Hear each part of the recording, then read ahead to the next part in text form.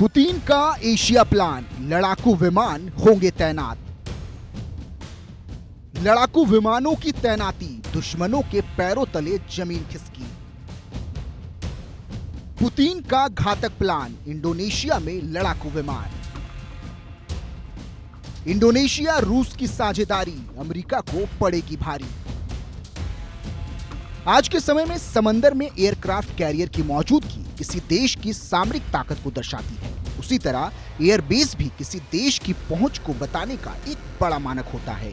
America के airbase पूरी दुनिया में फैले हुए हैं। ऐसे में अमेरिका के धुर विरोधी रूस की मंशा है कि दूसरे देशों में उसके एयरबेस हों, जिससे वो अपने देश के अलावा दुनिया के बाकी हिस्सों पर भी निगरानी रख सके। इसके लिए अब रूस का प्लान है कि इंडोनेशिया के पापुआ में एक एयरबेस बनाया जाए, जिससे वो पूरे प्रशांत क्षेत्र पर नजर रख सके। एक रिपोर्ट के मुताबिक रूस ने इंडोनेशिया से औपचारिक रूप से अनुमति मांगी है। इसके लिए रूस ने पापुआ में एक एयरबेस के लिए संपर्क किया है और बताया है कि वो ऑस्ट्रेलिया के डार्विन से सिर्फ 1200 किलोमीटर दूर पापुआ के बियाक नम्फोर में मनुहुआ एयरबेस पर लंबी दूरी के लड़ाकू विमान तैनात करना चाहता है। जैसे ये खबर सामने आई, इसने ऑस्ट्रेलिया के साथ साथ अमेरिका में भी हलचल मचा दी, जिसके बाद ऑस्ट्रेलिया प्रशासन ने इंडोनेशिया से इस मुद्दे पर स्पष्टीकरण मांगा है। ये बात किसी से छिपी नहीं कि कोल्ड वार के बाद भी अमेरिका और उसके सहयोगी रूस के मिलिट्री डेवलपमेंट पर नजर रखते हैं। ऐसा ही रूस भी करता है। ऐसे में जरूरी है कि प्रशांत के क्षेत्र पर नजर रखी जाए। इंडोनेशिया का पापुआ इसके लिए एकदम मुफीद है।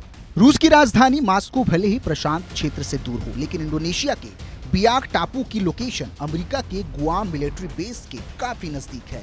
गुआम मिलिट्री बेस से बियाक लगभग 1900 किलोमीटर की दूरी पर है। साथ ही ये ऑस्ट्रेलिया के डार्विन में मौजूद मिलिट्री बेस से सिर्फ 1400 किलोमीटर की दूरी पर है।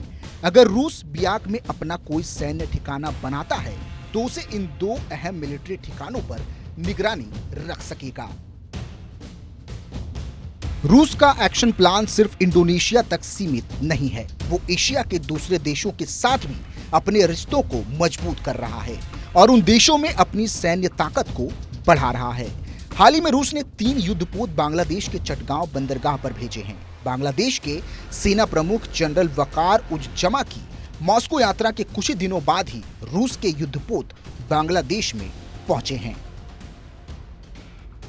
रूस के इन कदमों से दुनिया के कई देशों में क्षेत्रीय सुरक्षा और शक्ति संतुलन पर असर पड़ रहा है। एशियाई देशों में रूस की बढ़ती सैन्य गतिविधियां कई देशों को प्रभावित कर रही है। खासतौर से ऑस्ट्रेलिया जैसे देशों की इस पर कड़ी नजर है। Bureau report, India news.